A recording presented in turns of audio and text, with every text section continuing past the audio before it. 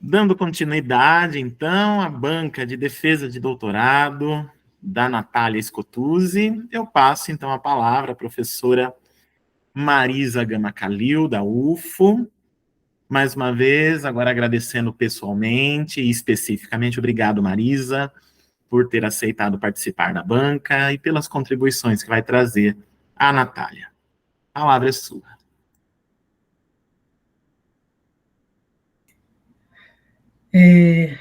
Já estão me ouvindo? Ai, tem um rabo de um gato. Boa tarde a todas, a todos que aqui estão. Eu quero agradecer imensamente a Natália, com quem eu estive em São Paulo, né? No Fronteiras do Insólito, de São Paulo.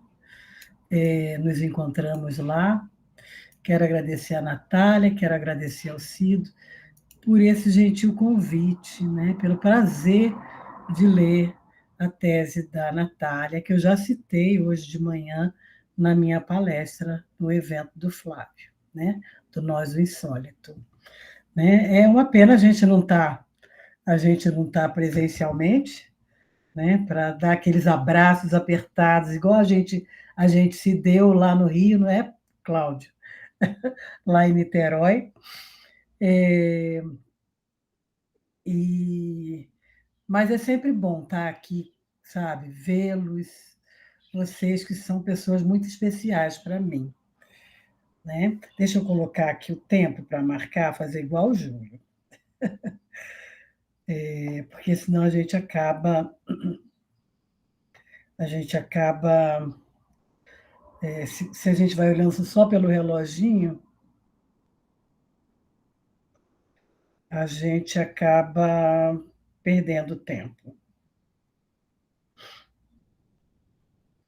Então, é um prazer imenso, né?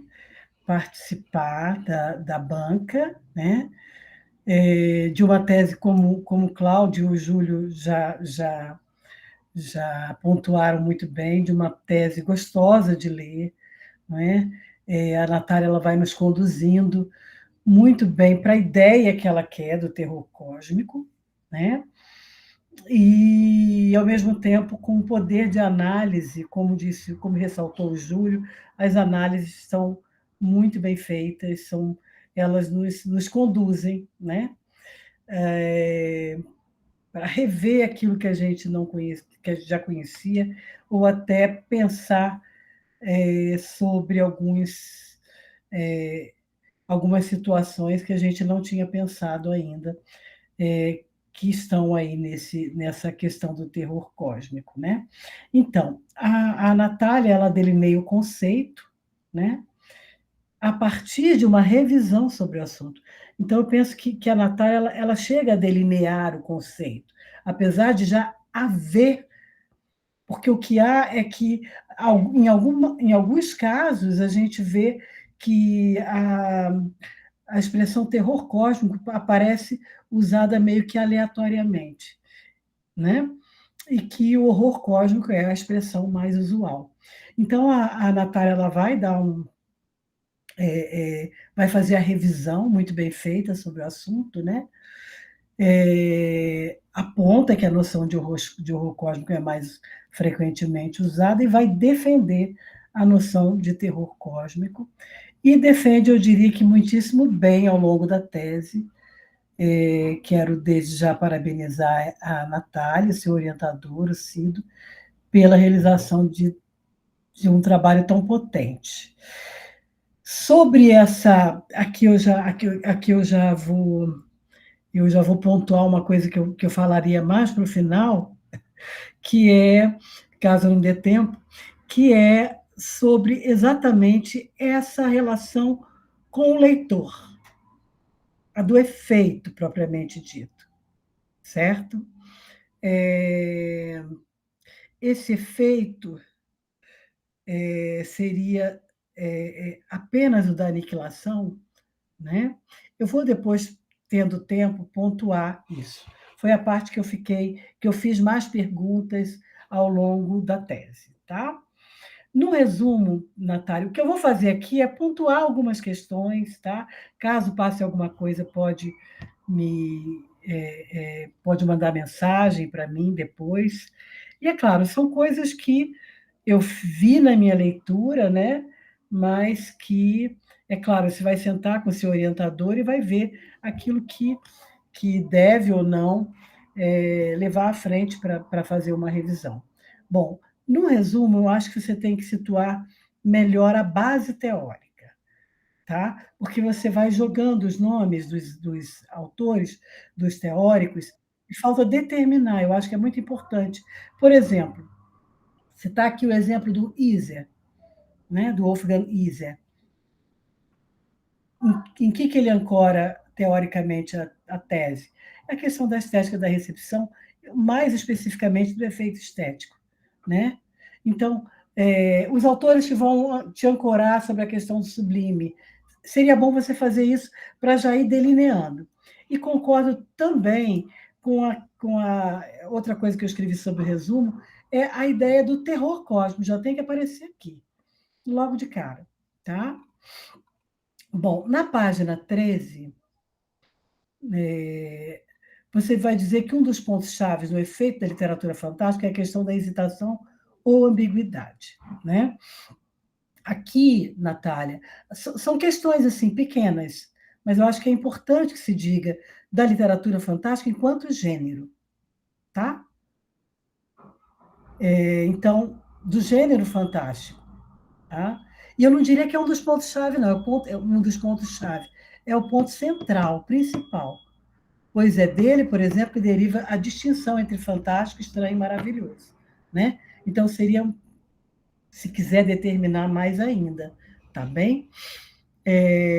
Bom, nas páginas 15 e 16 você mostra o seu objeto de estudo, né? O seu corpus, mais propriamente dito, e em todos eles a noção de terror cósmico pode ser bastante explorada. Você demonstra isso muito bem nas análises, né? E aí eu só atentei para uma questão. Você diz assim, vou te citar: desde seu surgimento proposital na literatura até os dias de hoje, o terror cósmico tem estado presente no trabalho de inúmeros autores, tanto estrangeiros quanto brasileiros. Aí eu peguei, desse ponto, eu fiquei pensando até os dias de hoje, e os brasileiros? Né? Aí eu senti falta, por que ela não pegou? Também é aquela coisa que o Cláudio falou, tá? É o que você selecionou. Mas eu, enquanto sua leitora, fiquei pensando, puxa, seria legal, mas talvez ela tenha feito isso já num artigo, se ela tivesse pego uma narrativa mais recente, mais contemporânea, né? É, ou trabalhado com algum brasileiro, latino-americano, né? Assim, não é que você tenha que fazer isso, não, mas pensar para o desenvolvimento desse trabalho, ou para um pós-doc, talvez trabalhar, né, com as narrativas mais recentes ou com narrativas brasileiras. Bom, uma coisa que você fez muito bem ao longo da tese foi se posicionar, e nisso eu concordo muito bem com o Cláudio. Você se posicionou sobre muitos aspectos, sobre a revisão que você faz. Mas em alguns pontos eu penso que faltou um posicionamento. Faça uma revisão. Eu vou citar aqui uma passagem, né? Por exemplo, você se posiciona muito bem criticamente em muitas partes em relação a alguns autores e obras, como fez com Noel Carroll, né? Quando vai lá no No Care e vai dizer o que você concorda com ele, por que você concorda, etc, etc. Mas em relação ao Colavito, por exemplo, no meu ponto de vista, faltou o seu posicionamento lá na página 19, e para mim num ponto bem polêmico, a ideia de que a ficção científica apresente sempre uma visão positiva a respeito do progresso. Eu, como leitora, não concordo com essa afirmação, como leitora da ficção científica. Né? E eu queria te perguntar se você concorda de fato com essa ideia. Né? Eu penso que, desde o início, desde os seus primórdios, e já lá se vão muitas águas, né? A ficção científica aponta incongruências, negatividades em relação ao progresso, as conquistas, ironias, né? Acho que um exemplo emblemático é a própria obra da Mary Shelley, né? Que vai, não se tem uma visão positiva. Então, Natália, só reveja alguns pontos em que faltou você pontuar. Eu fiquei pensando, será que a Natália concorda com isso? Né? Mas deixa eu pontuar com muita ênfase uma qualidade do seu trabalho, e que é de trazer diversos autores, enfoques teóricos de um modo pleno, sintetizado, mas na maioria das vezes não empobrecido. E quase sempre você imprime sobre eles o seu ponto de vista, o seu juízo, né? Tá bem? Mas, assim, são poucas passagens em que você deixa de fazer isso. Então, agora é meu neto que está procurando.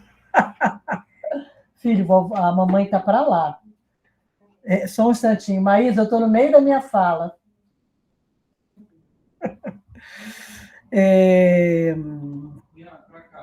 Na página... não. Aqui. Na página 20, ele quer olhar, então deixa eu botar ele aqui para olhar, e depois você vai lá na mamãe, tá bem? Tá. Então vai lá na mamãe agora, corre lá. Vai.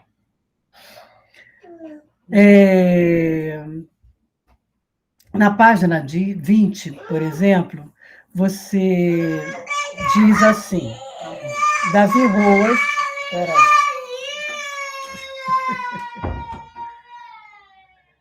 É a avó, é o modo vó. Participação especial, Marisa. Participação especial foi gravada. O Davi Roas, para essas mesmas obras, utiliza o termo guarda-chuva, o fantástico. De certo modo, mesmo alinhando-se muito à perspectiva genológica, o Roas assume, volta e meia, uma posição modal. Né? É interessante isso, porque o Roas, cada dia que passa, ele fica mais ancorado numa visão genológica. Não aceita fantasia, não aceita, né? Mas nessa fala aqui, né, que você mostra que ele usa o termo guarda-chuva. Será que ele usa mesmo com esse valor de agregar várias modalidades dissonantes? Na página 24,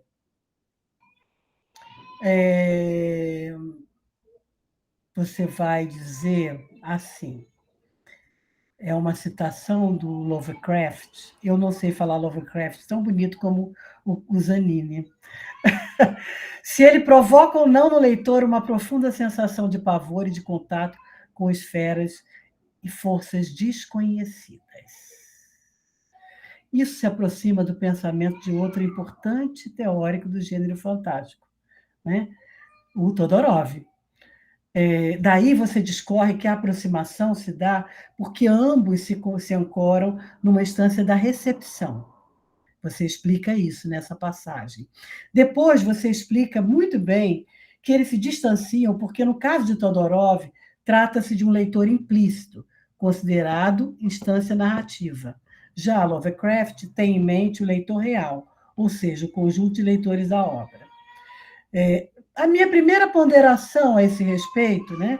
Eu já li e reli o Todorov, e ainda que Todorov trate de um leitor implícito, diga que trate de um leitor implícito, isso não fica muito claro quando da sua abordagem de análise, né? Quando da análise das obras, isso fica confuso, né? E eu sempre me pergunto, lendo Todorov, esse leitor que hesita seria mesmo um leitor implícito ou o leitor modelo do Humberto Eco? Eu acho que está muito mais para o leitor modelo.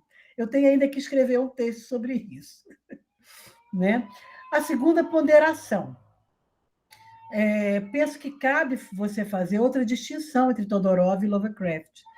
Para o Todorov, a literatura fantástica não provoca necessariamente o medo, né?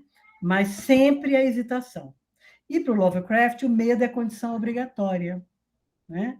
Se você acrescentar, eu acho que não gasta mais que 3 linhas, é uma informação importante no contraponto Todorov e Lovecraft, e você pode trazer, inclusive, o Roas para dizer que está mais próximo do Lovecraft, que o Roas é o medo, né? Agora ele está... Bom, em 2.2, quando você trata do efeito estético, né?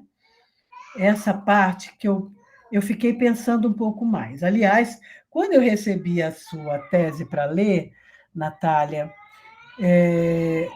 eu estava escrevendo a palestra, parte da palestra que eu ia fazer hoje, que eu tratei da questão da categoria, o fantástico como gênero, como modo e como categoria, né? E aí eu fiquei, nossa, eu fiquei muito empolgada, né? E aí, quando você chega nessa parte, o efeito estético, eu pensei que você fosse trabalhar com a noção de estético e de categoria estética, né?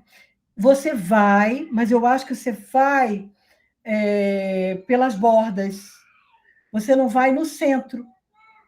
O que é categoria estética?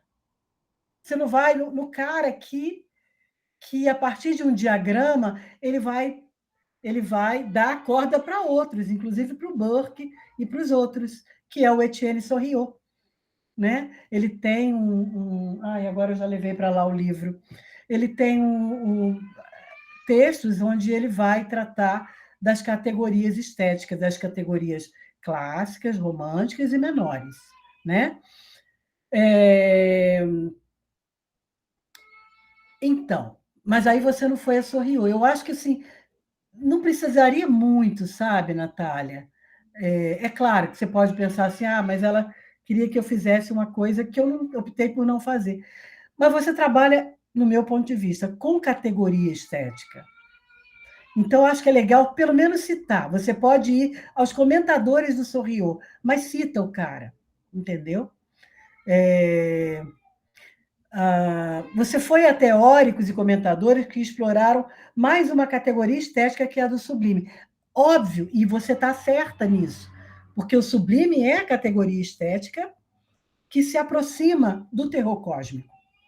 Você está certíssima, entendeu? Nesse diagrama do Etienne Sorriot, que foi refeito por Robert Blanchet, você tem, inclusive, o fantástico como uma das categorias, que no diagrama do Sorriot está lá, extravagante ou fantástico, extravagante. Né? Então, fico pensando se valeria investir um pouquinho nisso. Talvez assim, um parágrafo sobre remeter ao que é a categoria, o cara que formulou, né? Onde se situa o sublime. Né? Você fala um pouco disso a partir do Burke, né? Um pouco não, bastante. Mas é ir lá nesse conceito, né? Por isso até que eu citei você na minha fala de hoje, que eu falei assim, pouca gente ainda trabalha com a noção de categoria, e a gente tem algumas teses, né, em que isso vem sendo feito, e vem sendo feito de uma forma muito bacana, né? Mas eu acho que fica, então, essa ausência para o seu leitor. Mas o que é mesmo a categoria estética? Tá? Situar. Tá? O diagrama, que é no formato de uma rosácea, cheia de linhas, e essas linhas podem se cruzar, intercambiar, né? É muito rico para você mostrar algumas coisas da sua tese. Por exemplo, a linha do fantástico, ela pode tocar a linha do sublime, do cômico, do grotesco. Tá? Bom, na página 26, você diz que diversas vertentes que buscam nomear o gênero fantástico, há também uma notável discussão a respeito das emoções e efeitos suscitados por esses textos. Você diz ainda que termos relacionados às emoções e sentimentos possuem conotações diferentes. Tá? Então, aí, olha, quando o assunto é literatura fantástica, uma noção que logo se afigura dentre as demais citadas, né, pelo estudo do Todorov, é a hesitação. A pessoa logo pensa na hesitação, né, em função de ela integrar esse estudo clássico do Todorov. O relevo da noção é tamanho a ponto da hesitação vir sendo utilizada até como traço definidor do fantástico, mesmo em trabalhos que não trazem Todorov como base bibliográfica, né? E assim, não é só no estudo do Todorov que as emoções e sentimentos, os efeitos, né, eles são tomados como ponto de partida. Em muitos estudos sobre literatura fantástica, isso vai acontecer. Tem um texto meu num livro organizado pelo Cido e pela Fernanda Silvestre, que é o conceito de hesitação e a constituição do fantástico, onde eu vou nesses vários termos, o sem razão, a incerteza, a hesitação, né? É o livro Fantástico como Textualidade Contemporânea. E eu vou mostrar que, por exemplo, há diferenças entre essas emoções, né? Ah, o Louis Vax, por exemplo, fala de arrepio sobrenatural, né? O Caluá defende o fantástico, é um texto que se realiza com o jogo do medo, né? A, a noção do Freud também é frequentemente associada a uma recepção, né? A um efeito, né? O Freud ele chega a usar, Natália, a expressão efeito inquietante e efeito infamiliar, né? Efeito estranho, bom, dependendo da tradução, né? Então, e aí eu mostro, por exemplo, nesse estudo, que a BCE ela vai trabalhar com a noção de incerteza, mas ela vai dizer que é diferente da hesitação do Todorov, porque a hesitação do Todorov ela está ancorada numa questão, numa experiência emocional. Então, ela não vai dizer isso. A gente entende do que ela fala isso, tá? Enquanto a noção de hesitação está baseada numa experiência emocional, a noção de incerteza está mais ancorada numa experiência intelectual, tá? Porque ela expõe contradições entre realidades e realidades e brota em determinação, né? Então, assim, eu penso que você deve enfatizar que parece ser mesmo uma constante nos estudos sobre o fantástico, sobre o horror, sobre o terror, sobre o gótico, sobre modalidades, categorias que estão ligadas a essa esfera. Elas vão ter essa constante que é o efeito no leitor, né? Os teóricos que vão trabalhar com essas modalidades, as categorias, essas poéticas, né? Eles vão quase sempre chegar à noção de efeito. Na página 28 você fala do Iser, né? Eu acho que foi muito importante você usar Iser para reforçar a noção do efeito. Porque o Iser, ele não só contribuiu com o Yaus na estética da recepção. O Iser ele criou uma corrente crítica específica que se chamou a teoria do efeito estético, né? E eu acho que você vai muito bem nele, tá? Eu faço apenas uma ponderação em relação a essa afirmação aqui, que está na página 28. Outra questão relacionada à intensidade de medo proporcionada pelo terror é a dependência do referencial do leitor ao assimilar a obra, uma vez que os textos literários deixam lacunas abertas para serem preenchidas com a própria imaginação do leitor. Então, o Iser ele vai rebater essa ideia de preenchimento. E olha que nessa mesma página, ou é na 29, Natália, você fala disso, que não é mero preenchimento, né? Mas é conexão, combinação. Né? O Iser ele constrói a teoria dos vazios, das lacunas, a partir da teoria dos pontos de indeterminação do Roman Ingarden. Né? E ele concorda com vários aspectos da teoria ingardiana, mas se contrapõe em relação a outros. Um desses é a ideia de que a atividade do leitor se resume a preenchimentos, né? Como se fosse uma atividade mecânica. Né? Ele vai dizer que a interação fracassa quando as projeções mútuas dos participantes não sofrem mudança alguma, que elas são meros preenchimentos. Né? E você diz algo parecido com isso, que ele coloca no seu estudo, um pouco abaixo. Então, reveja essa parte, tá? Que você fala em preenchimento, que você fala em preenchimento, tá? Porque senão é uma contradição. Na página 30, a partir das ideias do Stephen Asma, é assim, não sei se é assim que pronuncia, você trata da oposição terror, angústia e horror-medo. Talvez valha algumas linhas trazendo o próprio Roas, porque é um autor que você já utilizou, e o Roas ele também vai defender que o medo seja aspecto fundamental, e ele trabalha com essa questão de medo e angústia, distinção, mas ele vai colocá-las no mesmo conjunto. Talvez enriqueça um pouquinho, coisa de duas linhas, mas isso é claro, é um detalhe, detalhe, detalhe, tá? Das páginas 31 a 33, concordo integralmente com as distinções que você enuncia acerca do horror e terror cósmico, igualmente com a sua defesa pela noção de terror. Né? Foi fundamental para isso você fazer a distinção entre horror e terror que você estabelece de forma clara e sucinta. E aí, uma parte que eu pontuei que eu já não vou falar é sobre o exemplo que você cita do Dança Macabra, que de fato aquele ali não cabe, tá? Não vou citar novamente, né? Porque já foi, tá? Aí, na página 43, você diz assim: no caso do Fantástico, ainda que as emoções intensas possam ser geradas no leitor, espera-se que elas se dissipem ao final da leitura, né? Se a gente for pensar no Fantástico Todoroviano, não. Aqui parece que você está falando muito mais do fantástico estranho, que é exatamente isso. Ao final da leitura, aquelas incertezas, hesitações se dissipam, né?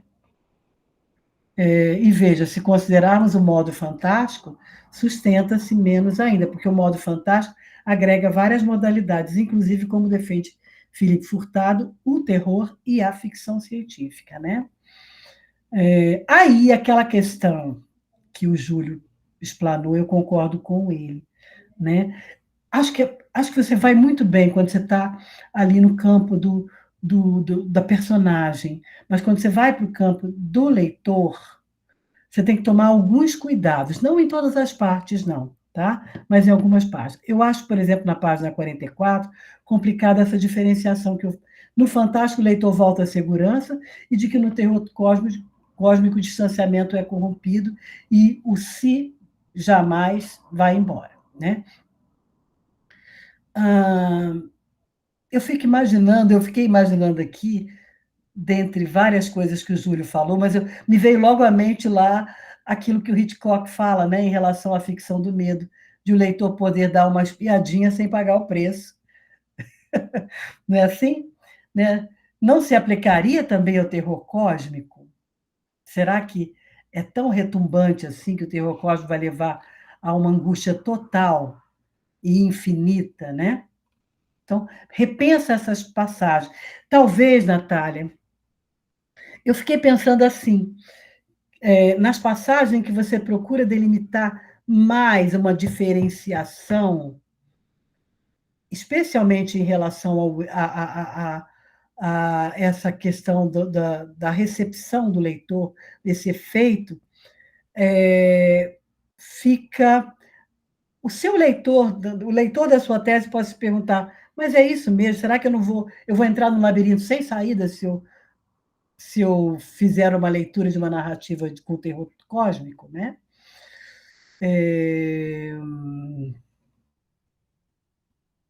E aí você diz assim, ó, na 45, nos textos que apresentam o terror cósmico, fica claro que o sujeito não precisa estar presente na ocorrência insólita para sentir esse terror.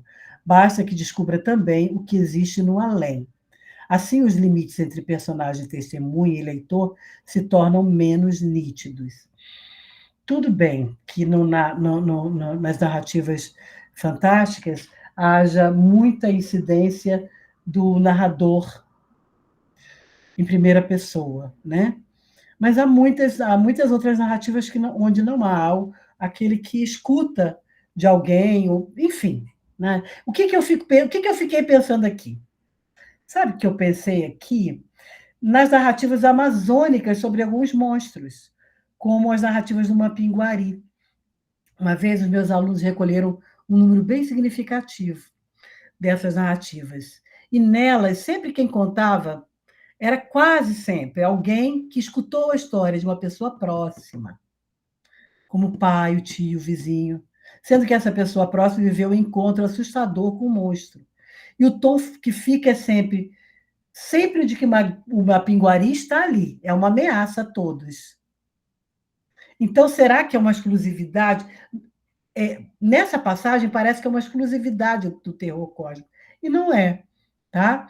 E outra, aqui também fica aquela ideia. E as pessoas vão viver amedrontadas o resto da vida pelo Mapinguari?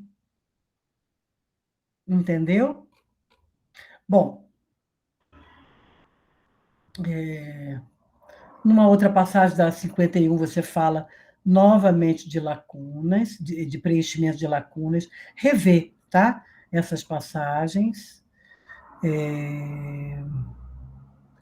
Aí na 54 é mais uma vez a questão do leitor, tá?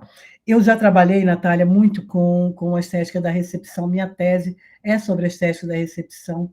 E por trabalhar com literatura fantástica, a gente quase sempre está trabalhando com efeito, né? Mas uma coisa que a gente tem que tomar cuidado, às vezes derrapa na nossa escrita, mas que a gente tem que sempre estar um pouquinho mais atento, como é que a gente se refere, tá? A gente tem que tomar cuidado e procurar modalizar algumas situações. Olha só, assim, você diz assim, assim o leitor sentirá compaixão por essas personagens, compartilhando desse temor de cunho existencial, mas em menor escala. Ó, vou tomar esse exemplo, esse trecho como exemplo, mas em outros trechos você faz isso. Será que todo leitor vai sentir compaixão por esses personagens? Né? Então, talvez seja o caso de modalizar. Em vez de dizer que o leitor vai sentir compaixão, você pode tornar a expressão menos categórica e dizer possivelmente o leitor sentirá compaixão. Ou o leitor, nesse caso, pode ser levado a sentir compaixão. Né? Acabou. Mas eu estou acabando, tá? Eu estou acabando. Faltam só 3 trechinhos.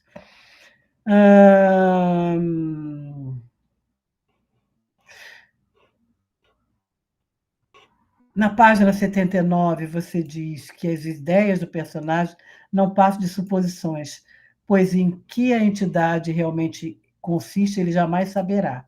Cabe à sua imaginação apenas perder-se nessas indagações. Aqui é mais uma coisa de diálogo mesmo, né? É uma narrativa onde não há o terror cósmico, penso eu que não há, mas a minha sensação, o efeito que causa em mim é o mesmo, né? Quando eu leio A Casa Tomada, do Júlio Cortázar. Depois eu queria, se você quisesse falar um pouquinho sobre isso, tá? Aí tem uma citação do Borges Filho, na página 91, que assim, o espaço não reflete a personagem, ele a transforma. É outra expressão bem categórica que você pega do Borges Filho. Eu acho que às vezes, acho não, tenho certeza, trabalho frequentemente com espaço, ele reflete sim, muitas vezes. E ele pode transforma com frequência a personagem, mas nesse processo de transformar, ele também a reflete. Tá? Eu acho que a gente não pode invalidar que ele não reflita a personagem. Tá? Sobre as análises das narrativas selecionadas, o que eu tenho a dizer, em primeiro lugar, é que você escolheu um caminho muito produtivo, tá? À medida que você ia discorrendo sobre os temas, sobre os recursos narrativos do terror cósmico, que você pontuou bem, e ali, à medida que você foi fazendo isso, você foi interpretando as narrativas, né? E esse recurso, Natália, imprimiu um dinamismo ao texto científico, né? Em segundo lugar, eu acrescento sobre as qualidades das análises, né? Você é uma excelente analista literária, as suas análises elas vasculham as narrativas de forma a torná-las mais ricas, né? Porque a gente vê algumas análises que parece que os textos fazem assim, né? Murcham, né? E as suas análises, elas são feitas com muita pertinência e parece que elas fazem crescer o texto, né? Eu tinha notado também sobre a conclusão, mas eu achei um ponto muito bacana, né? Porque eu sou muito dada a, de vez em quando, subverter. Né? De fato, na sua conclusão, concordo com o Zanini, você traz coisas novas. Né? Mas uma conclusão a gente pode, né? Trazer uma coisa nova que faça a gente pensar em tudo que está antes. Né? Geralmente, uma orientanda minha foi apresentar um trabalho no evento, e no evento não, para uma revista, aí tinha uma citação na conclusão. Em conclusão, não se pode citar. Gente, por que eu não posso citar uma conclusão? O povo inventa os trem assim que. Então, assim, a minha leitura, quando eu vi que você trouxe a novidade ali, foi que você trouxe. É claro, você não havia pontuado antes, mas isso que você trouxe me fez rever alguns pontos da sua tese. Tá? Então é isso, eu parabenizo o trabalho da Natália, parabenizo a orientação do Cido, né? E agradeço muito mais uma vez por ter tido o prazer de ler o trabalho da Natália. Tá? Obrigada, Marisa. Agradeço ter participado. Quando eu conversei com você, né, lá no evento de São Paulo, que você falou, né? Ah, não, minha tese foi sobre o leitor. Eu falei, preciso chamar ela para minha banca, porque com certeza vai ter coisa a acrescentar, né? E é realmente isso, algumas coisas que eu estava meio insegura, né? Questão de complementar, especialmente em relação ao leitor. Esses comentários vão me ajudar muito. Vou pensar, talvez incluir alguns autores brasileiros, né? Para enriquecer um pouco o corpus. Deixa eu ver. Acho que nem precisa de alguns autores. Se você quiser trazer um, sabe? Uhum. Ou desenvolver isso no artigo. Não precisa ser para cá, né? Uhum. Mas talvez você possa, citar, sabe? Uhum. Sim. Alguns, né? Uhum. A questão da categoria estética, eu comecei a fazer a tese pensando só no efeito estético, né? E conforme eu fui lendo mais coisa, eu pensei em fazer essa abordagem, né? Mudar um pouquinho para a categoria. E eu pesquisei bastante e eu senti que foi muito difícil achar base teórica suficiente. Tanto que esse Sorriu que você indicou, eu não cheguei a ler, não fiquei sabendo dele, sabe? Então eu vou atrás, porque eu acho que vai complementar ali o que eu tentei fazer, né? Vai deixar mais embasado. Natália, o Etienne Sorriot, quem faz o diagrama dele é o Robert Blanchet.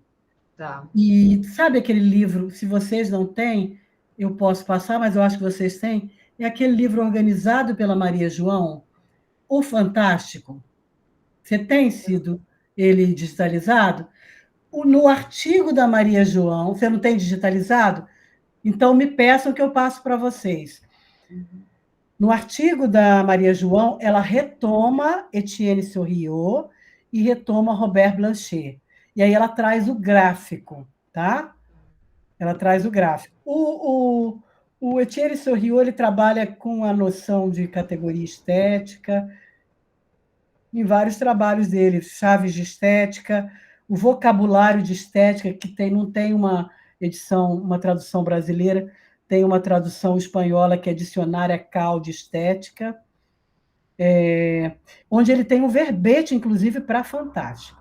Tem, grande, sabe? Fantástico ou extravagante. Eu acho ótimo extravagante. Legal. Deixa eu ver. Aí eu posso mandar o livro para vocês, digitalizado, tá? E eu estou escrevendo assim o texto dessa minha fala que eu fiz hoje, onde eu vou esmiuçar mais coisas, tá? Sobre as categorias estéticas. Legal.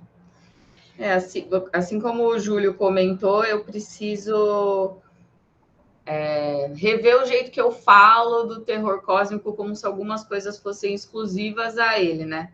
Uhum. Acho que não tem nem necessidade de fazer essa separação, só mostrar que nele também existe, né? Então, vou rever essas partes das lacunas também. A Casa Tomada eu não li, que você falou. Eu acho que eu não li, vou procurar. O espaço também. Você não sabe o que aconteceu com os irmãos, você sai da casa com eles. Entendi. E fica naquela dúvida: o que será que tem lá dentro? É ladrão? É fantasma? É alienígena? Entendi. Né? E ele joga a chave no bueiro. Olha o terror que ele tem. Legal. Né? Um Procurar. medo profundo. Uhum. Então, acho que não tem uma pergunta para eu responder, né? Mais questão de fazer ajustes, reescrever, acertar algumas coisas. Agradeço bastante a contribuição.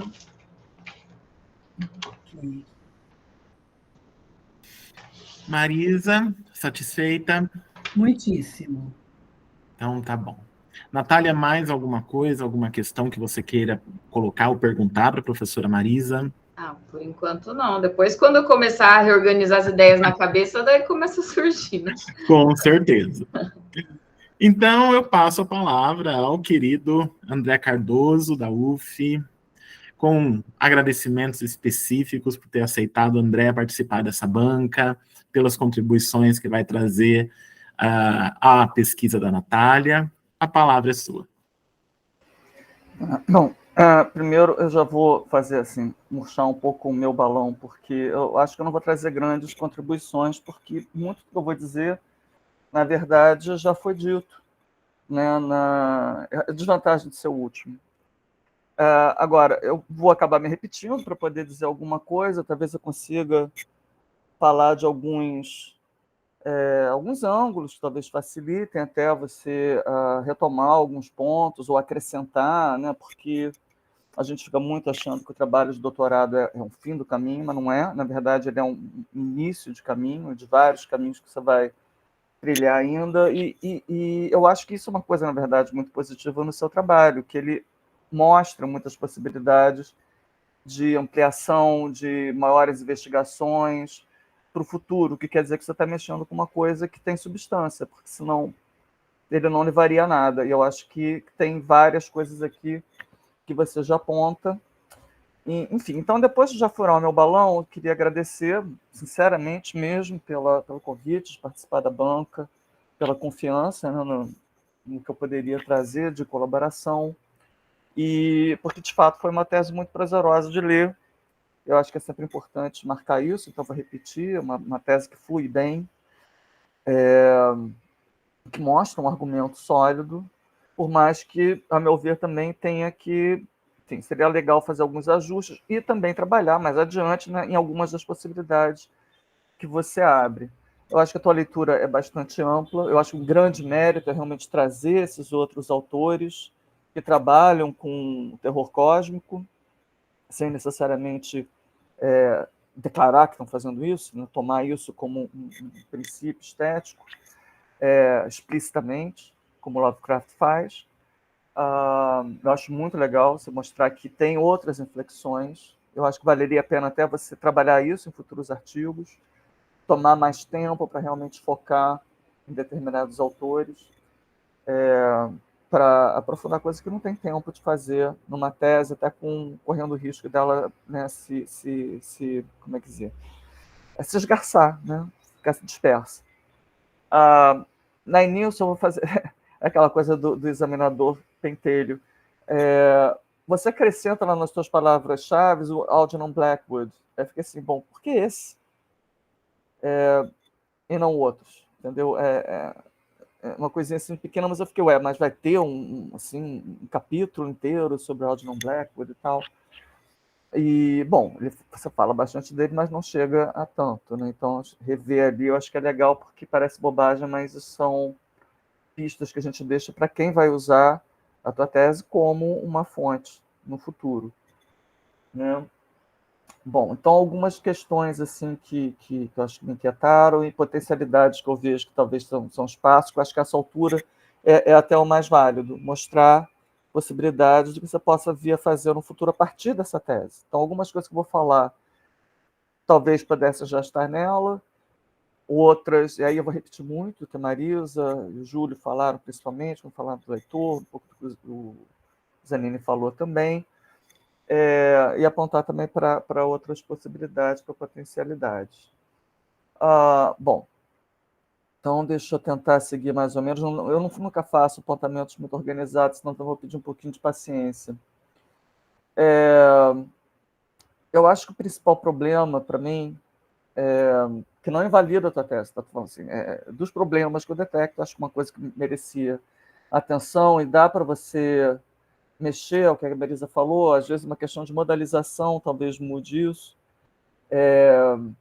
porque, no geral, realmente a tua análise é muito boa das obras. Você consegue ler muito bem essas obras. Agora, o que eu acho que acontece é que, às vezes, você não segue até o fim algumas consequências lógicas que a tua análise está levantando.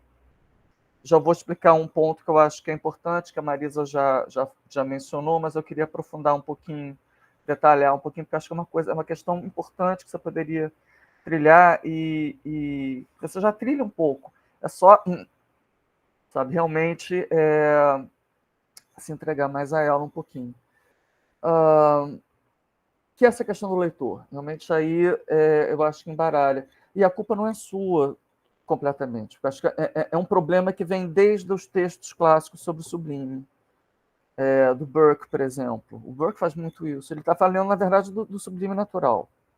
Né? Mas ele está falando de uma categoria estética. Mas ele não fala exatamente de como é que é a representação do sublime na arte. Ele fala basicamente dos objetos naturais que causam o efeito do sublime e analisa como essa sensação do sublime, né, esses efeitos sublimes funcionam no espectador. Né, porque basicamente ele fala enfim, de paisagens, de fenômenos visuais. E eu acho que sempre faltou isso. Acho que eu não vou dizer que eu seja um especialista do sublime, mas o que eu li do sublime, e era parte das discussões que eu tinha com Belas, que foi me orientando no doutorado, dizer respeito a isso, porque o efeito do sublime, quando ele é efeito de uma representação artística, já é diferente do sublime natural. Porque o próprio Burke cria essas confusões, porque ele acaba puxando exemplos que são de arte também. Ele vai puxar a representação da morte no Paraíso Perdido, ele vai falar da representação de Satã, ele vai falar do texto bíblico. Aí já é um jogo diferente, porque aí não é tanto o objeto em si que é sublime, mas a maneira como esse objeto é representado. E mesmo na natureza a gente tem isso, né? A gente vê, por exemplo, uma pirâmide pode ser um objeto sublime, se você está lá encarando ela na base, tá. Se você está vendo, sei lá, de longe com a Parima de Gizé, você está vendo do lado errado, você está pegando um pedaço de Cairo junto, fica menos sublime. Agora, se você for encarada no ângulo certo, vai ser sublime. A fotografia faz isso muito, né? A fotografia pode ter efeitos sublimes e não ser. Ele pode pegar um objeto que se prestaria, em princípio, a sublime e não apresentar esse objeto como sublime na sua representação. Bela chega a falar isso. Por exemplo, ele fala de representação de montanha em pintura. Né? A própria Anne Radcliffe brinca muito com essa questão da paisagem, a paisagem sublime, a paisagem que não é a paisagem pastoral, e que depende muito da descrição dela. Então, às vezes, isso tende a fazer confusões sobre quem se exerce o efeito do sublime. Né? E de novo, eu acho que o que você fala do personagem dentro dos contos é perfeito. De fato, o personagem não há uma experiência possível de sublime. É simplesmente terror, ou até horror mesmo, assim, esmagador e pronto. Mas, para o leitor, a conversa já é diferente. Eu acho que ali, sim, você tem um efeito sublime. No próprio Lovecraft e no terror cósmico também. E você tem, que aí é aquilo que o Júlio levantou. Então, qual é o prazer estético que a gente tem lendo Lovecraft? E tem. Então, se o terror cósmico tem só um efeito acachapante, né, como já mencionaram aqui, cadê o prazer que o leitor tem? Que aí, ou então o leitor tem prazer no Lovecraft que não é relacionado ao terror cósmico, que só provoca ansiedade e angústia, ou o que não parece correto, né? Ou ele tem algum prazer com o horror cósmico, então tem alguma... Essa virada mais positiva está em algum lugar ali, tá? Que eu acho que é muito por aí. Inclusive, você levanta, você meio que diz qual é, já. Que eu acho que é a questão da imaginação, exatamente. Aí, eu falando da minha intuição de leitor do Lovecraft, o meu prazer com Lovecraft é essa tentativa meio insana, que é uma proposta insana que ele se coloca, de descrever o indescritível, de imaginar o inimaginável. Então, para mim, o terror cósmico provoca um prazer, e isso seria uma virada positiva, não como... Eu acho que você poderia também reformular essa questão da superioridade em relação à natureza. Porque eu acho que, concordo com o Júlio, não é bem isso que o Kant está falando, tá? Você não é superior à natureza, mas tem algo que você reconhece em si mesmo que abre você, né, falando assim, sem usar assim, termos do Kant, mas tem a própria, né, o poder da razão, e o próprio poder da imaginação, que não é bem o que ele vai falar, mas você pode deduzir isso também. A sua capacidade de imaginar algo que não é imaginável, ou a capacidade de, como dizer, imaginar que existe o imaginável. Já é uma abertura, né? Então, eu acho que é muito por aí. Porque eu acho que aí tem outro probleminha que tem a ver um pouco com aquilo que o Júlio apontou no início da sessão 2.1, que é quando você fala do fantástico, do horror, do terror, do weird, que, de fato, eu acho que essas categorias não se equivalem, apesar de elas se entrecruzarem muitas vezes. E eu acho que também aí tem um probleminha que às vezes te atrapalha, que é dar muita centralidade ao medo, como se fosse o único efeito possível dessas narrativas, que, ao meu ver, não é um único efeito. Para além do efeito de angústia, que não é a mesma coisa, e aí tem efeitos mais positivos, tem uma questão intelectual. Acho que a Marisa já levantou isso quando falou da questão da dúvida, não da dúvida todoroviana, mas, por exemplo, como a Bresser coloca, como Roas coloca. Mas mesmo sem pensar nesses teóricos, o próprio texto do Lovecraft, eu acho que leva a isso. Você já levanta isso várias vezes, porque tem várias passagens na sua tese que você fala da questão da falha cognitiva, dos obstáculos à percepção, do obscurecimento, que fazem com que o leitor tente, né, persiga imaginar um objeto que não pode ser concebido. Você pode engatar isso na questão da linguagem também.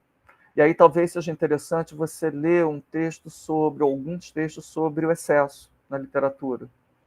E os efeitos que o excesso tem. Então tem um texto em particular que eu não tenho memória, depois eu posso te passar direitinho.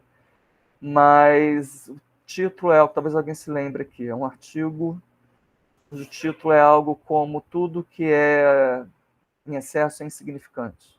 Tudo que é excessivo é insignificante. Porque o excesso leva a um certo colapso do próprio significado. Ele é tanto, e que acaba... Ele circunda um vazio. Entendeu? Eu acho que isso é muito um efeito que é buscado pelo Lovecraft. Então, para além do medo, eu acho que tem essa questão que é epistemológica. Pelo menos, mais ou menos como o Júlio falou, não é uma questão de um conhecimento que se coloca necessariamente, mas a ficção de um conhecimento. E eu concordo que tem esse prazer também mais básico até. Eu sei que existe um Cthulhu, eu sei que a conspiração está lá. Eu tenho essa inside information. E a própria narrativa, a estrutura do texto, cria esse efeito. Por exemplo, nessa intermediação de um personagem leitor também. Como no Cthulhu, a estrutura está muito clara. Né? Tem um leitor que está lendo as evidências das pessoas que tiveram contato direto, ou quase tiveram contato direto com Cthulhu.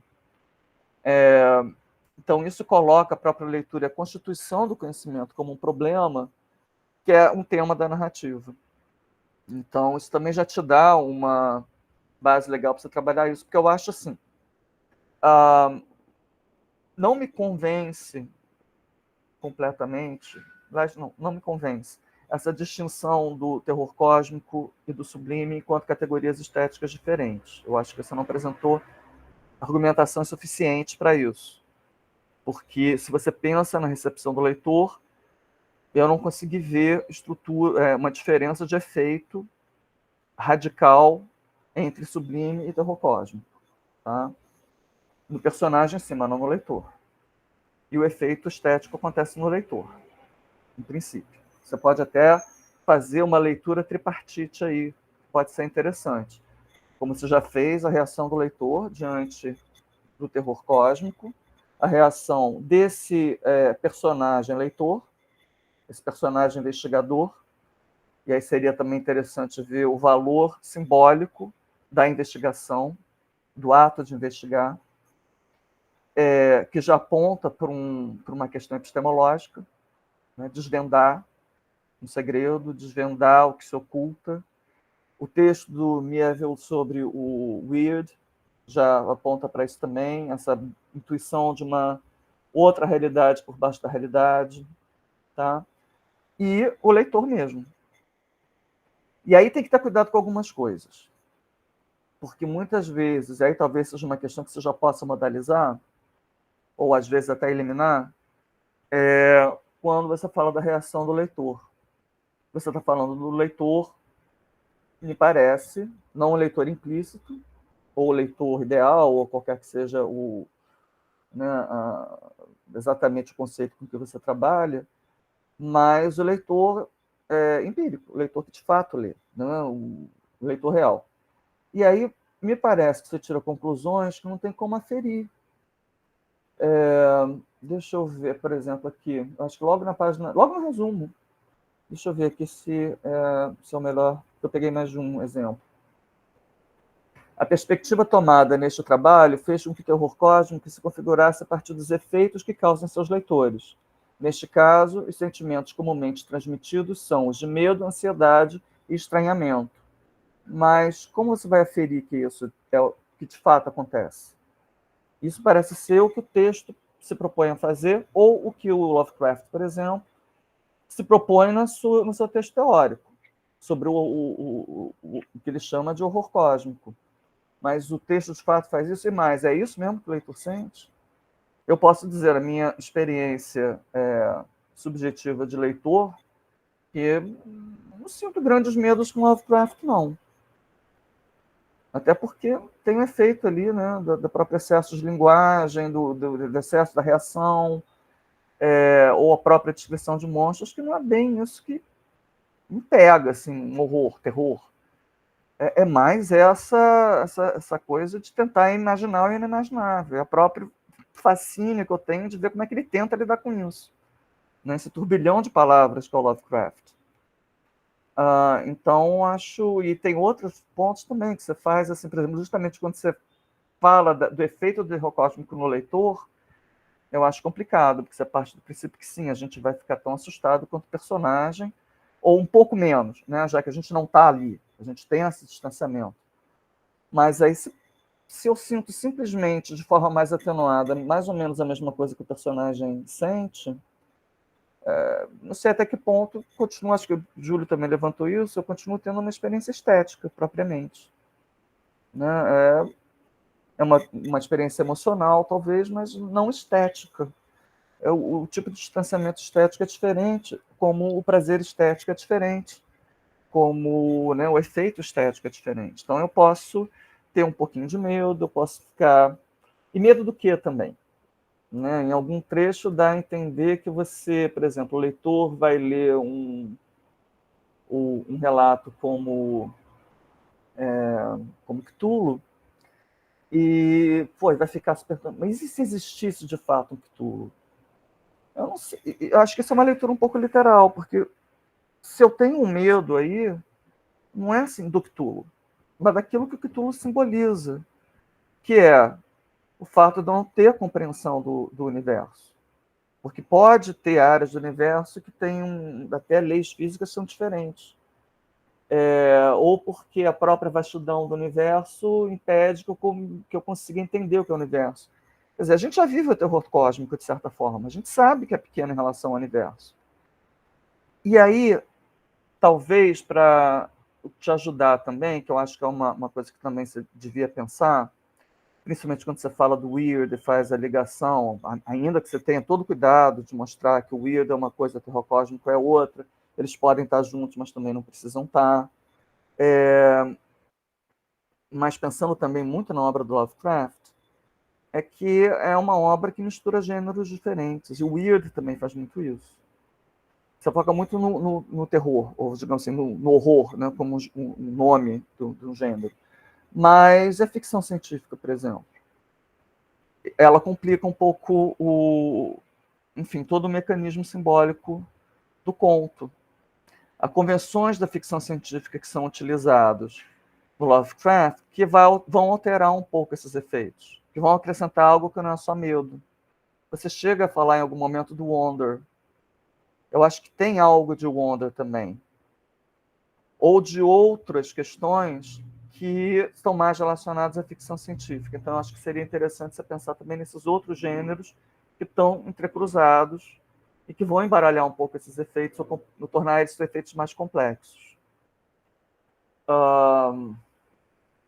Tinha outra coisa que eu ia acrescentar em relação a isso, mas agora está me escapando da ficção científica. Mas, enfim, eu acho que é interessante você também, porque aí estão entrando outros jogos. E aí não é só medo. Entendeu? E o medo também não é só medo. O medo também vai apontar para outras questões que podem ser, sim, de ordem cognitiva, ou do imaginário, né? Por aí vai. Nisso, talvez pensar um pouquinho o contexto do Lovecraft também possa ser interessante. Ele vai escrevendo justamente numa década em que teorias novas sobre física, relatividade, estão começando a se espalhar, em que a concepção do universo está mudando. E aí, assim, é uma coisa pontual. Quando você fala da questão dos cultos, né, dos personagens que adotam essas criaturas Lovecraftianas como deuses. Você chama eles de subhumanos e tal. De novo, você está entrando exatamente... Você não está lendo a contraponto do texto. Você está comprando a ideologia do Lovecraft sem querer. Aqui você tem que modalizar legal. Porque isso aí é um ponto complicado do texto dele, que é o racismo dele. Né? E o que é legal no Lovecraft, que eu acho que é muito louco, é que a gente não dá, na verdade, para entender esse mundo, esse terror cósmico, sem pensar no racismo. Ele deriva muito do racismo do Lovecraft. E também da época dele também, né? Num momento em que você já tem o início de uma globalização, de uma expansão mundial do capital. E isso é uma coisa que incomoda ele para burro. É complicado para ele. Então, de certa forma, esse terror cósmico é um pouco um mundo que está perdendo sentido também. Só para lembrar que tem outras questões aí que não é simplesmente o leitor sentir quase a mesma coisa que o personagem. Tá? Porque tem uma dimensão simbólica. Você está ali já falando dela. Principalmente quando você fala dessas questões mais relacionadas a um intelecto, vamos dizer assim. Né? E aí é uma coisa que não tinha que estar aqui, mas que eu senti falta no sentido de que eu gostaria muito de ver você fazendo isso, talvez em outro trabalho no futuro, que é historicizar um pouquinho esses outros textos em torno do Lovecraft. Eu acho que o Lovecraft vai ter que ser central no teu argumento, porque ele é que conceitualiza o terror cósmico. Então, eu acho que é interessante, sim, você ler os outros textos em relação a isso, mas seria interessante também deixar mais claro, você faz isso em determinados pontos, mas fazer isso de forma mais sistemática, de como é que é a história desses textos. O que vem antes do Lovecraft? O que pode ter sido uma influência nele? O que já é um texto que deriva dele? E quando deriva, o que muda? E o que reproduz? Eu acho que é interessante ter essa abordagem mais historicista, até por uma curiosidade, acho que para esclarecer algumas coisas. Vai amarrar mais, eu acho. Até para você pensar de novo nessa dimensão simbólica, o que essas coisas representam. De novo, gente, desculpa, eu estou assim meio uma insônia crônica. Às vezes, quando dá umas falhas cognitivas aqui. Então, eu me identifico muito com terror cósmico assim, todo dia, porque tudo é muito estranho. Porque eu acho, isso quer dizer, porque eu acho que um ponto forte do seu trabalho, e aí eu mudaria um pouquinho o foco, é uma questão de modalização também. Para mim, o ponto forte não é assim provar que o terror cósmico é uma categoria estética, mas elaborar mais, usando o terror cósmico como um caso, digamos assim, a ser estudado, que desafia, por exemplo, a teorização sobre o sublime. E tentar, eu acho que você já tem instrumentos, você já aponta nessa direção em muitos momentos da tua tese, para discutir um pouco melhor como é que é essa construção de um sublime no texto. O que é a elaboração deliberada de um efeito do sublime no texto. Tá? E você pode até chegar à conclusão que o efeito do terror cósmico é diferente.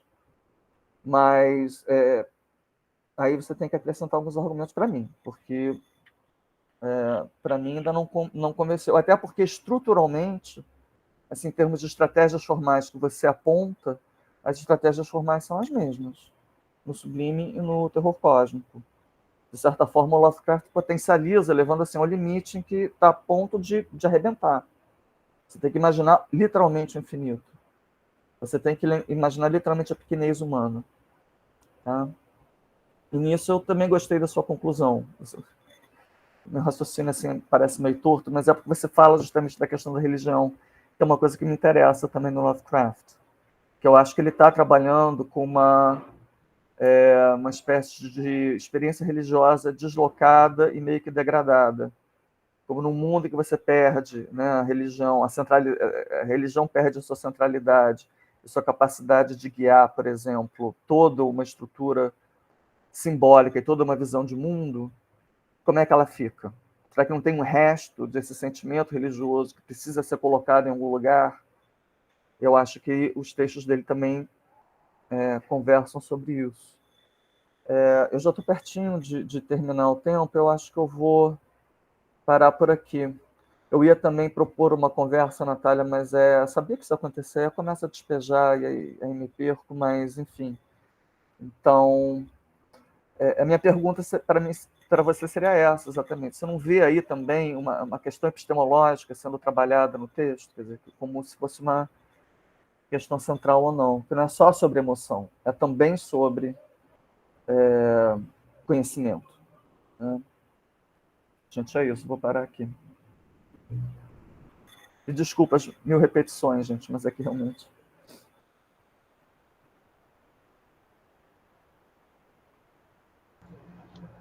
Vamos lá. Obrigada mais uma vez pelos comentários. Eu coloquei o Blackwood nas palavras-chave porque eu considerei ele, junto com o Lovecraft ali, os mais significativos para o terror cósmico, talvez, em vez de tirar ele das palavras-chave, eu posso dar um pouco mais de foco para ele durante o texto. Acho que pode ser interessante. Em relação ao leitor, realmente, né, como falei para a Marisa, para o Júlio, eu acho que eu preciso, sim, reelaborar isso melhor, repensar um pouco.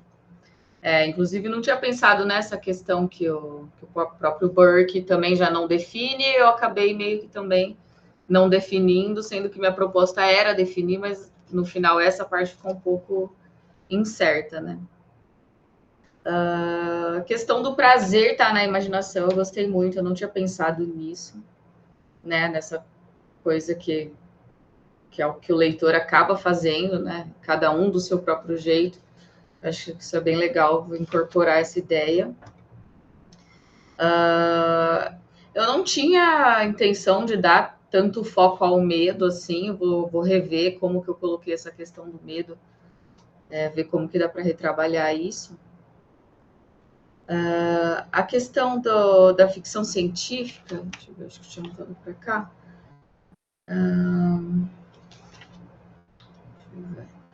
Ficção científica eu tinha feito anotações, cheguei a bolar alguns pensamentos, mas era tudo meio que exclusivo em relação ao Lovecraft.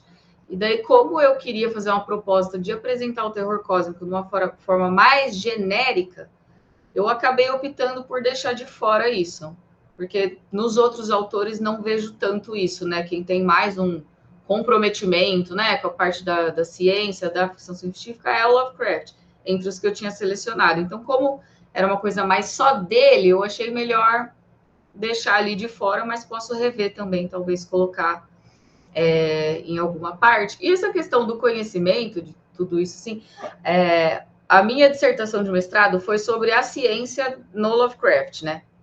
Então, acho que como eu já tinha falado muito disso, eu optei um pouco por outro lado, mais, né, da parte das emoções, dos efeitos, acabei não pensando quão relevante seria abordar essa parte novamente, mas vendo agora com seus comentários, acredito que seja fundamental, sim, porque também não é só do Lovecraft, né? Isso tem em todos ali, a questão de instigar a imaginação e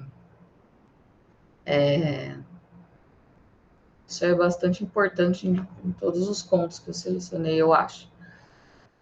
Eu acho que, na verdade, só fazendo um parênteses, Natália, a partir do que você falou, que já está na tese também, eu acho que pode ser uma contribuição teórica interessante até para você fazer. Tentar juntar essas duas partes, o medo e a cognição. Como é que um mexe com o outro. Entendeu? Porque você já tem, na própria Anne Radcliffe, nesse texto famoso que você cita e tal, já tem algumas indicações de como seguir por aí. E a ficção científica também, você pega a noção de estranhamento cognitivo do Dark Suvin, por mais que ela tenha problemas, né, inclusive no uso da noção de estranhamento, pode também te ajudar a pensar nisso. E aí eu também te recomendaria, era para eu ter indicado isso, mas eu esqueci, acho que é uma trilogia de romances, não, meu Deus, de ensaios do Jim Thacker, que ele, na verdade, está falando de terror cósmico, em muitos pontos, em que ele tenta falar justamente dessas narrativas de horror e de ficção científica e puxar as consequências filosóficas que elas apresentam. Ele fala muito do horror como um meio de pensar filosófica, algumas questões da filosofia, principalmente essa questão do incognoscível. Então pode te ajudar também. Acho que você ia gostar de ler isso. Legal. Depois, se você puder me passar certinho a referência. Seria esse o que você falou. Tinha mais um, né? Deixa eu ver. Sobre o excesso na literatura. Deixa eu pegar também. Depois eu posso te passar direitinho, só me lembra, que eu vou esquecer prontamente. Já anotei aqui. Aí eu peço. Muito legal também. Você mostrou vários pontos que eu não tinha pensado em tocar e eu acho que vão enriquecer bastante o meu trabalho. Agradeço muito. Acho que é isso. Satisfeito, André? Natália, tem mais alguma coisa que você gostaria de colocar ou perguntar para o professor André? A mesma coisa que eu falei, é muita coisa para processar de imediato assim, a gente não consegue elaborar o suficiente, como eu falei, com certeza depois vão surgir algumas dúvidas aí, mas preciso refletir primeiro. Maravilha. Bom, então, feitas as arguições, a gente passa para a próxima etapa do protocolo da banca de defesa, que é a deliberação da banca. A deliberação da banca é secreta, né? Então eu vou pedir, por gentileza, a Natália, a Cláudia, que é mãe de Natália, e a Ana, que deixem, né? Saiam da sala virtual, né? Natália, não vá muito longe, tá, Natália? Fica com o WhatsApp ali na mão, porque assim que a gente terminar a deliberação, eu chamo você para você entrar e você avisar também, né? A sua mãe, por exemplo, para ela entrar novamente, para a gente fazer o anúncio do resultado, tá bem? Tá E a bom. leitura do parecer que será emitido pela banca, tá bom? Então, olha, a gente vai precisar emitir esse parecer aqui, então talvez demore aí, sei lá, uns 15, 20 minutos, tá? Então demora um pouquinho mais do que na qualificação, tá bom? Mas eu mando mensagem no WhatsApp para você, certo? Assim que for para voltar, que a gente tiver finalizado, e aí a gente faz o anúncio do parecer, tá bom? Tá bom, então. Até já já.